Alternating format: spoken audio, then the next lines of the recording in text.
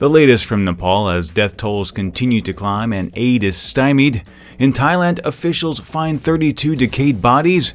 And despite its generous offer to use bases from reclaimed land in the South China Sea, the United States tells China no.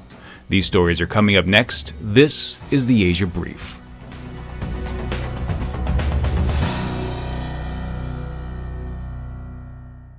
Good morning, everyone. It is Monday, May 4th, 2015. Thank you so much for joining me. My name is Steve Miller, and it's my pleasure to spend just a little bit of time with you.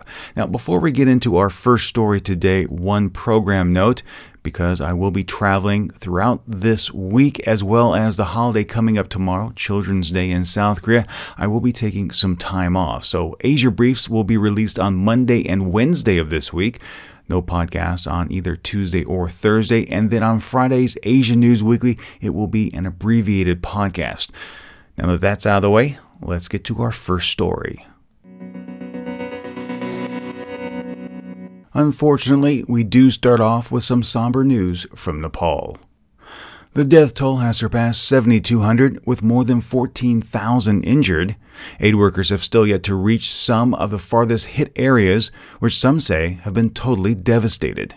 A UN report said some aid workers arriving on the scene find people in dire need for shelter, particularly tents and blankets. Quote, access to some remote villages remains a key challenge, as many landing zones are unsafe due to debris, altitude, and current weather conditions. Road access is limited. Some remote villages can only be accessed by helicopters. End quote. Incoming aid also has its problems. Custom officials appear to be stopping aid trucks crossing the border when entering from India. To make matters worse, officials have banned all aircraft over 196 tons from landing at Nepal's airport, fearing continued use would further damage the decades-old facility.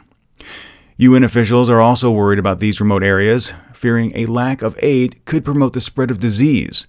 They say more helicopters are needed to reach these isolated mountain villages.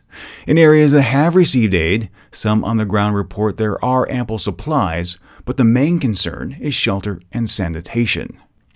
Sadly, after 1 week, the chances of finding survivors has dwindled down to almost nothing. Quote, we are trying our best in rescue and relief work, but now I don't think there is any possibility of survivors. End quote. This was from Home Ministry spokesman Laxmi Prasad Dakal. The area is also still being hit by quakes that trigger landslides. This past weekend, a 5.1 magnitude quake triggered 3 landslides, destroying houses above and beyond the massive quake from a week ago. Be sure to follow the hashtag Nepal Quake to spot further updates online. Thailand officials have uncovered a grisly scene from this past weekend. A mass grave believed to be the remains of migrants from Myanmar and Bangladesh. The grave sites, 32 in all, were found Friday in southern Thailand. The grave site is located in the Sado district of Songkhla province at an abandoned camp for boat people, a region notorious for housing remote camps for trafficked migrants.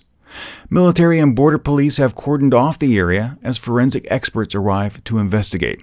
Quote, trafficking of persons in Thailand has long been out of control, something that senior officials have admitted to Human Rights Watch and others. The finding of a mass grave at a trafficking camp sadly comes as little surprise. The long involvement of Thai officials in trafficking means that an independent investigation with United Nations involvement is necessary to uncover the truth and hold those responsible to account. End quote. This was from Brad Adams, the Human Rights Watch Asia Director. 26 bodies thus far have been exhumed. Of those recovered, only one has been identified as a woman, and no cause of death has been identified. Police officials have called it a virtual prison camp, abandoned just days before its discovery. Prime Minister Prayut Chan-o-cha has issued an urgent order for the Royal Thai Police to find the culprits. Quote, anyone found involved will be punished. If they are state officials, they will get severe penalties, both criminal and disciplinary. Bad people and crooks who exploit other humans should have no place to stand in Thai society. End quote. Unfortunately, as much as Prayut is trying to promote change, the more things remain the same. Hot on the heels of the international community condemning its actions in the South China Sea, China fired back at its critics, telling them to mind their own business. No one should underestimate our determination and capability to champion our justified rights and interests, said Ministry of National Defense Gang Yangshen.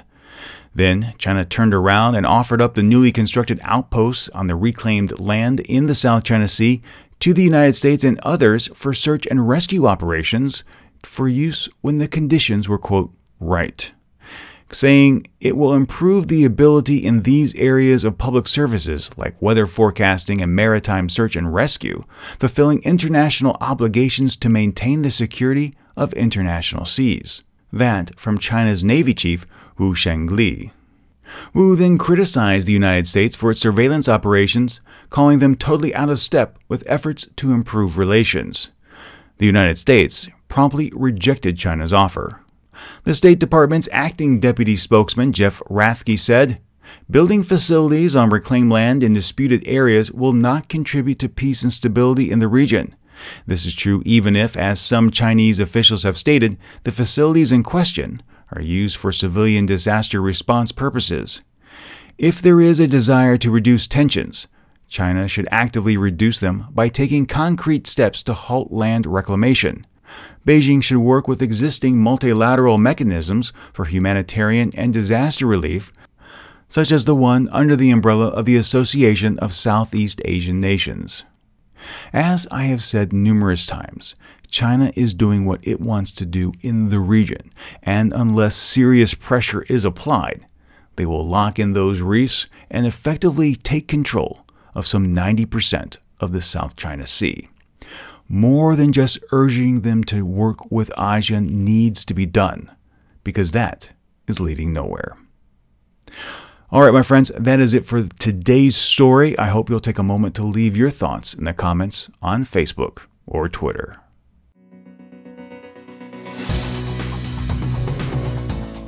To keep up with more news from the region, please follow Asian News Weekly on Facebook or Twitter. You can also send an email to the show with your questions, your comments, and more importantly, your feedback. That email address is podcast@asiannewsweekly.net. If you enjoyed today's program, please share it with your friends, and if you haven't, subscribe. It's absolutely free and easy to do. You can do it inside your favorite podcast application like iTunes or Stitcher, or even here on YouTube, or at our website, asiannewsweekly.net. Remember, there will be no Asia Brief tomorrow, but I'll be back on Wednesday. So until then, my name is Steve Miller, reminding you to be true to yourself and to always be awesome.